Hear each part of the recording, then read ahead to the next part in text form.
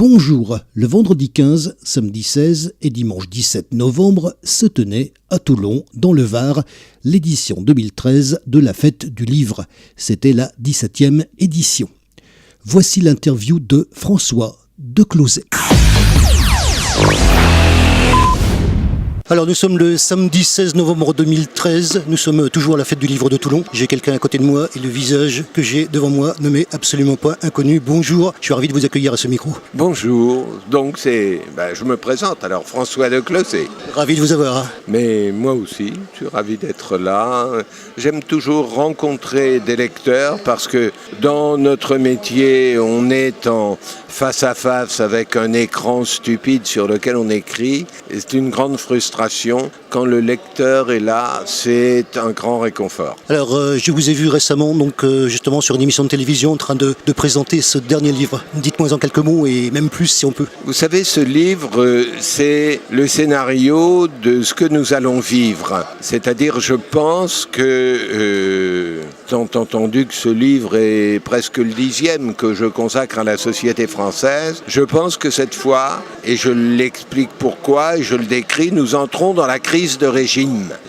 Jusqu'à présent, les crises, ça signifiait que la majorité au pouvoir s'épuisait et que l'opinion se reportait sur l'opposition qui venait au pouvoir, qui s'épuisait, et donc c'était le jeu de l'alternance droite-gauche. Or, aujourd'hui, c'est fini, ça ne marche plus, et l'on voit bien que la défaveur qui frappe la gauche au pouvoir ne se traduit pas par une augmentation de la faveur dont jouirait la droite. C'est donc l'ensemble de la classe politique qui se trouve complètement mise hors circuit. C'est la crise de régime. Mais donc, dans ce livre, je décris ce qui va se passer, je fais le scénario de cette crise de régime. Ce que je n'avais pas prévu, c'est que le film commencerait avant même que le livre ait cessé, je dirais, sa vie. C'est-à-dire, il est sorti depuis 2 mois, il est toujours en vente, toujours en best-seller, et ça y est, nous sommes entrés dans la crise de régime.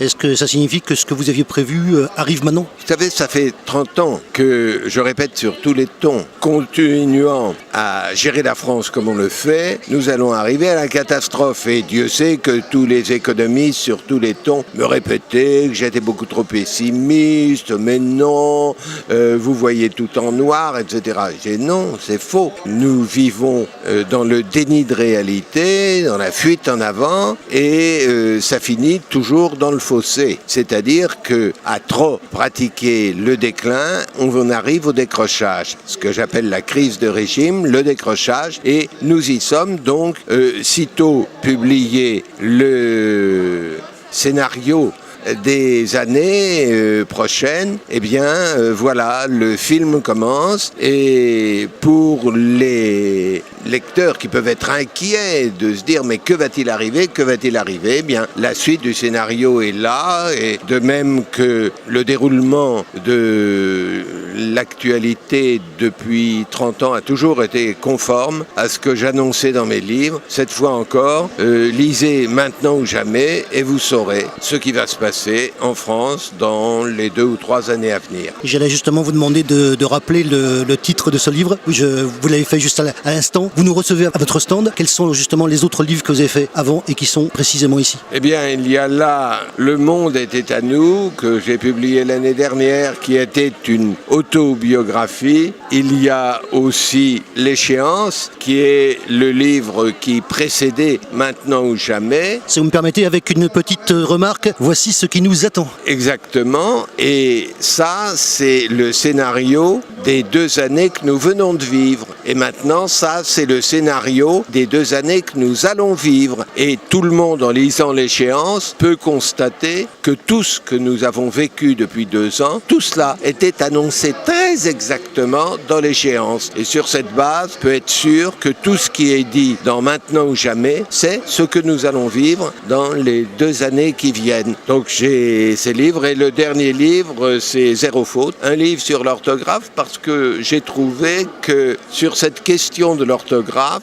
on voit tous les blocages, toutes les crispations d'un pays comme la France, accablé par un passé trop riche et qui, à partir de là, ne sait plus plus s'adapter à l'avenir, qui est devenu réactionnaire au lieu d'être réactif. Sur l'exemple de l'orthographe, c'est aveuglant. Il y a des quantités de choses à dire. Est-ce que justement les nouveaux moyens de communication, genre Internet, font que ça joue énormément ? Vous savez, c'est très difficile de maîtriser Internet et je ne pense pas personnellement que les décisions qui sont à prendre pour éviter à la France le pire et qui sont des décisions difficiles, je ne pense pas qu'elles puissent être délibérées en permanence en Assemblée générale. Or, Internet, c'est peut-être un peu cela. Je pense que le débat démocratique, il demande à être organisé. Il est difficile de faire en sorte que l'instantanéité, l'émotion, le cas particulier